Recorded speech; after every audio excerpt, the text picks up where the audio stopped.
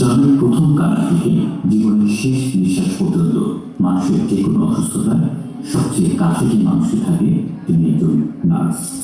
Bad sanitary, bad infrastructure and bad administrative management, এই তিনটার কারণে নার্সিং ব্যবস্থা এবং নার্সিং লিডারশিপ প্রভাবিত হয়, যার কারণে নার্সরা সঠিক সেবা দিতে পারেন না। এটি ফ্লোরেন্স নাইটিঙ্গেলের থিওরি এবং তত্ত্ব। উনি এটা ওনার বইয়ের মধ্যে উল্লেখ করেছেন। আমরা কিন্তু এখন বর্তমান কনটেক্সটে চিন্তা করেন, আমি আসার পূর্বে রংপুর মেডিকেল কলেজের মেডিসিন ডিপার্টমেন্টে আমি ঘুরে আসলাম। এই মেডিসিন ডিপার্টমেন্টের বর্তমানে আপনি যদি দেখেন, আপনার ওইখানকার ক্লিনিং পরিবেশটা নাই, ইনফ্রাস্ট্রাকচারটাও আপনার ডেভেলপ না, এবং আমরা যদি অ্যাডমিনিস্ট্রেটিভ ম্যানেজমেন্টের কথা চিন্তা করি, আমরা মনে করি এইখানেও এই জায়গাটা ফল আছে। তার মানে ফ্লোরেন্স নাইটিঙ্গেল যেই কথাগুলো বলেছিলেন, আমরা সেই কথাগুলো তো বাংলাদেশের মধ্যে আলোচনা করতেছি না, এবং আমরা পলিসি লেভেলে জানাইতেছি না যে আমাদের মূল নার্সিংটা এই পদ্ধতিগতভাবে আসবে। আমাদের নার্সিং, আমাদের এটা ইংলিশ ভার্সন না, ইংলিশ মিডিয়াম, অর্থাৎ ইন্টারন্যাশনালি পড়ানো হয়। BSc nursing basic course, BSc nursing post basic এবং ডিপ্লোমা কোর্স আছে। তো আমাদের এই নার্সিং লিডারশিপ এবং ইথিক যেটা আছে, এটা বাংলাদেশ পার্সপেক্টিভ বা বাংলাদেশের স্বাস্থ্য সেক্টরে কতটুকু গুরুত্বপূর্ণ বা আমাদের কতটুকু কাজ, এইটা আমরা আশা করছি এই সেমিনারের মাধ্যমে জানতে পারবো।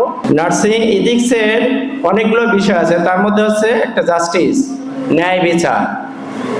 এই ন্যায় বিচার নিয়ে সারা বাংলাদেশে এখন উদ্বেগ। এই ন্যায় বিচার যদি প্রতিষ্ঠিত হয়, তাইলে বাংলাদেশের সকল ক্ষেত্রে সবকিছু সুন্দরভাবে প্রতিষ্ঠিত হবে। সেক্টর একটা মহা বিপ্লবী সেক্টর, অনেক বড় একটা সেক্টর। এই বড় একটা সেক্টরে নার্সেস কর্মকর্তা বৃন্দ অনেক বড় একটা দায়িত্বশীল অংশ, অনেক বড় একটা দায়িত্বশীল অংশ। আজকের সেবার ব্যাপারে আপনি একেবারে যারা অশিক্ষিত মূর্খ 3, 4, 5 জন 7 জন তাদের আসরেও যদি আপনি যান, একেবারে আমাদেরকে ধুয়ে দেওয়া হয়। ডাক্তার আর নার্সদেরকে হসপিটাল নিয়ে কত রকম নেতিবাচক কথা বলা হয়। লোকেরা যখন ট্রেনে স্টেশনে যায় ট্রেনে ধরার জন্য, তখন কিন্তু অনেকক্ষণ অপেক্ষা করতে পারে। বাসে যখন যাবে, বাস স্ট্যান্ডে গিয়ে বাস না আসলেও বসে থাকতে পারে। থানায় যখন যায় টাকার বান্ডিল নিয়ে যায়, উকিলের কাছে যখন যায় টাকার বান্ডিল নিয়ে যায়, হুজুর হুজুর হুজুর করে চুপচাপ বসে থাকে ঘন্টার পর ঘন্টা, কিন্তু কোনো তাদের ইফেক্ট হয় না। যেই না হাসপাতালে আসে, এই তাদের একেবারে মাথা খারাপ হয়ে যায়। আসলে ব্যাপারটা এইরকম, এটা আমাদের বুঝতে হবে। এটা একটা সাইকোলজি কাজ করে। আসলে ওইসব জায়গায় যখন তারা গেছে, তখন তারা অসুস্থ না, সুস্থ, মাথা ঠিক আছে, ওই জন্য হুজুর হুজুর সব ঠিকঠাক করে। আর যেই না তারা এই হাসপাতালে হাতে অসুস্থ হবার কারণের জন্য সাইকোলজিক্যালি তারা আপসেট হয়ে যায়, আর তারা একেবারে যা আচরণ করে, এটা তো আমরা প্রত্যেকেই সাক্ষী।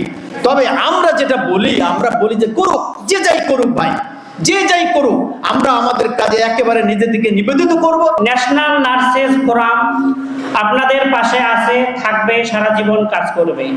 ন্যাশনাল নার্সেস ফোরামের উদ্যোগে এই রকম সেমিনার ইতিহাসে আমাদের জানা মতে কোথাও হয়নি। ইনশাআল্লাহ রংপুর বিভাগে যেহেতু শুরু হয়েছে, সারা বাংলাদেশ ব্যাপী ইনশাআল্লাহ আমাদের এইসব ভালো কাজ, কল্যাণের কাজ, মঙ্গলময় কাজ অব্যাহত থাকবে।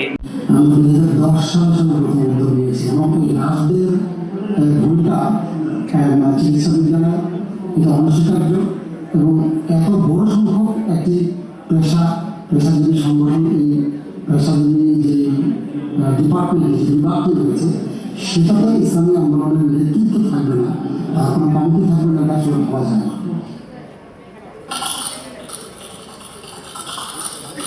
একজন নারী সাহাবীর কথা বলে মোনাজাত হবে।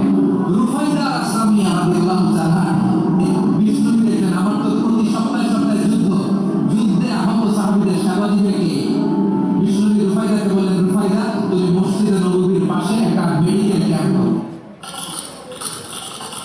মানব সেবার সবচেয়ে প্রাচীন ও মর্যাদাপূর্ণ পেশাগুলোর একটি নার্সিং।